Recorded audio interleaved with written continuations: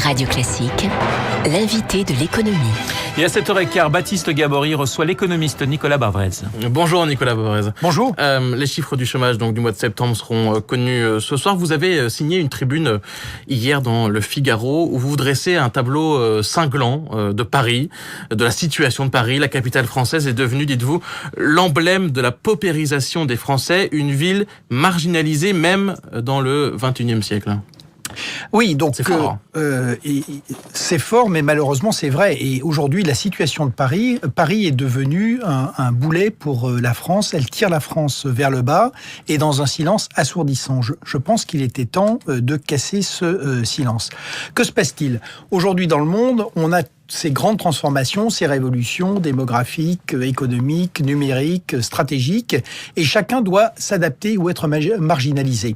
Et ce qui est frappant, c'est qu'aujourd'hui, dans cette machine à polariser, aller vers le bas ou vers le haut, Paris est en train d'aller vers le bas. Ça se voit de manière spectaculaire, la démographie. Quand on regarde le Grand Londres, la population a doublé en 20 ans. Paris, le Grand Paris s'érode, alors lentement, mais s'érode. Alors il y a une bonne nouvelle, c'est qu'il n'y a plus de désert français. En revanche, on a des métropoles qui sont dynamiques. Mais sur le plan économique, les faillites n'ont jamais été aussi importantes. Sur le plan touristique, il y a un désastre, certes lié aux attentats, mais plus fondamentalement à une perte d'attractivité de la ville. Sur le plan financier, la place de Paris est dernière Johannesburg maintenant, 37e position, ce qui est incroyable. Et on parlait du chômage. Le chômage est à 8,8%, c'est-à-dire très élevé, alors que dans la plupart notamment des métropoles ou des capitales européennes, elles sont en situation de plein emploi. Donc il y a vraiment une situation qui est une situation critique et qui est masquée par les candidatures aux Jeux Olympiques, à l'exposition universelle, mais il faut en revenir à ce qui se passe aujourd'hui. Et donc il faut relancer Paris et en refaire une ville, une métropole active dans la mondialisation avant de prétendre qu'elle soit candidate à tel ou tel événement. Vous dites que Paris a même été dépassé en termes d'attractivité par d'autres villes françaises. Vous citez Lyon, par exemple. Paris n'est plus le moteur de la France. Ah non, pas du tout. Il y a des villes. Alors, Toulouse est une mono-industrie aéronautique, mais qui fonctionne bien. Bordeaux vit également bien. Et Lyon est une ville qui est très attractive et qui est intéressante parce qu'en fait, elle fonctionne maintenant en réseau avec les villes de Suisse, d'Italie du Nord et d'Allemagne du Sud. Et donc, c'est une ville qui, effectivement, en termes d'attractivité, notamment pour les investissements étrangers, aujourd'hui est une ville qui est beaucoup mieux considérée. Et ce qui est intéressant, ce qui montre d'ailleurs que ça n'est pas un problème de camp politique, c'est que Lyon est une ville qui est également dirigée par un socialiste qui est monsieur Gérard Collomb. Donc on voit très bien que ça n'est pas un problème de camp, c'est vraiment un problème à la fois, il y a des impacts de la politique nationale et puis il y a des impacts évidemment de la stratégie de la municipalité. Même sur le plan intellectuel, artistique, sportif, on parle beaucoup du rayonnement de Paris. Là, vous dites c'est pareil, Paris ne compte plus. Je crois qu'il faut, là encore, regarder. Alors, les touristes, la chose est spectaculaire, c'est évidemment très lié aux attentats, mais la baisse atteint plus de 10%, 25% pour les touristes chinois. Presque le tourisme japonais a pratiquement disparu. Mais il y a aussi des événements qui sont importants. Si on regarde par exemple le salon de l'automobile récent, les marques de luxe ont déserté ce salon. Et ça, c'est très important parce que ça montre que Paris est en train de perdre finalement son image de ville des Lumières ou de ville du luxe parce que on a fait passer le message que finalement la clientèle aisée n'était pas la bienvenue et que par ailleurs elle se sent en insécurité profonde, voir ce qui est arrivé à Kim Kardashian. Et autre exemple, la FIAC par exemple, sur l'art moderne, on voit aussi que Paris attire beaucoup moins sur ce type d'événements. Donc on a des exemples très concrets qui montrent que ce ne sont pas des paroles, c'est vraiment ce qui est en train de se passer.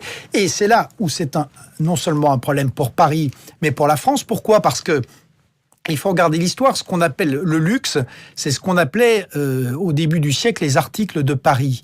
Et en fait, depuis plus d'un siècle, le luxe, c'est le deuxième poste exportateur de la balance commerciale de la France. Et donc, si Paris ne porte plus l'emblème d'une ville qui est une ville où on vit bien, qui est un emblème de la culture, de la civilisation française et du luxe, mais le luxe ne peut pas vivre sans des gens aisés, eh bien, c'est toute la France qui s'affaiblit dans un secteur qui est déterminant. De même, le fait que Paris soit devenu, par rapport aux autres capitales, c'est non seulement une des villes les moins sûres, mais une des villes les plus sales d'Europe. Il est clair que comment vendre nos champions de la propreté et de l'environnement alors que la ville qui devrait en être l'étendard est une ville qui est devenue repoussante. Je vous oppose juste une étude qui a été publiée le mois dernier par le cabinet PricewaterhouseCoopers qui nous apprend que Paris serait la 4e ville la plus attractive au monde, même la première dans le classement pour la qualité de la vie. Comment vous expliquez cette différence? Alors, il y a bien sûr des classements multicritères qui sont effectués régulièrement. Il est certain que ce qui est au-delà de ces classements, ce qui est important, c'est le mouvement des gens, des entreprises, des capitaux. Aujourd'hui, quand on regarde les gens, ils partent.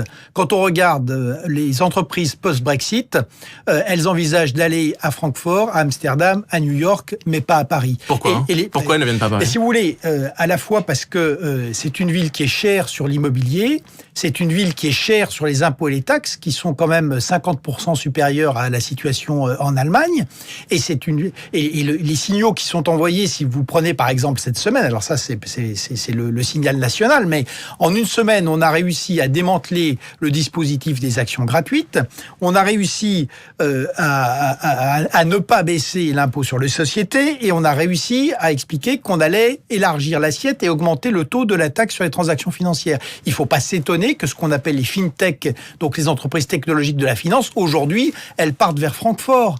Où elles soient à Londres, mais et je rappelle que les Britanniques, dans le même temps, envisagent de passer l'IS à 10% pour essayer d'éviter justement la fuite des talents, des cerveaux et des centres de décision.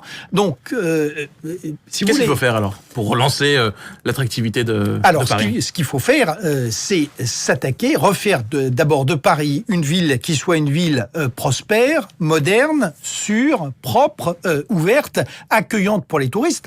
L'insécurité est incroyable. On l'a vu avec les touristes chinois qui se font systématiquement dépouiller et racketter, mais ça ne peut plus durer. Et la réaction pour l'instant, c'est de dire qu'on va permettre aux gens de porter plainte dans leur langue, mais ça n'est pas du tout le sujet. Ou d'expliquer à Madame Kardashian, on peut penser ce qu'on veut, mais la réaction qui a été de dire que ça n'était pas grave parce que cette agression avait lieu dans un espace privé et non pas dans un espace public est une réaction inouïe.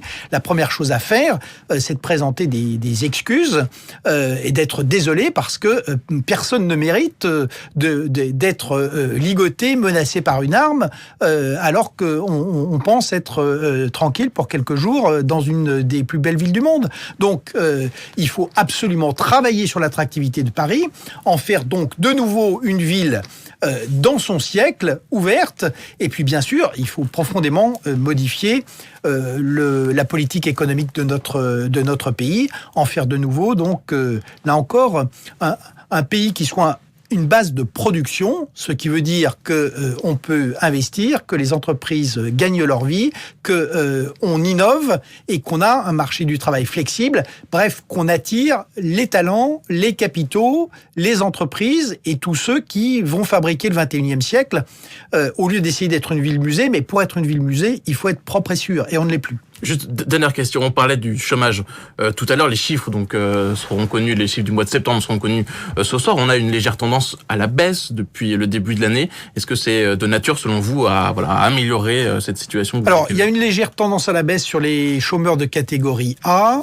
Sur l'ensemble des 5 catégories, on reste à peu près à 6,6 millions. Je crois que le chômage traduit avec ces fluctuations erratiques, traduit comme la croissance le fait qu'on n'a pas de vraie reprise en France aujourd'hui, malheureusement.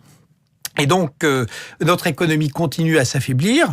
Quand on prend la production industrielle, elle a régressé de 14% par rapport à 2008. Le tourisme connaît donc un terrible trou d'air. La balance commerciale continue à se dégrader alors que elle est tout à fait excédentaire dans la zone euro et qu'elle progresse. Donc ça montre que nous n'avons toujours pas réglé notre problème de compétitivité. Et c'est le cœur, c'est-à-dire aujourd'hui, c'est le même problème qu'en 1945. La priorité absolue, c'est qu'il faut produire, produire et produire. Et pour ça, il faut investir, innover, travailler.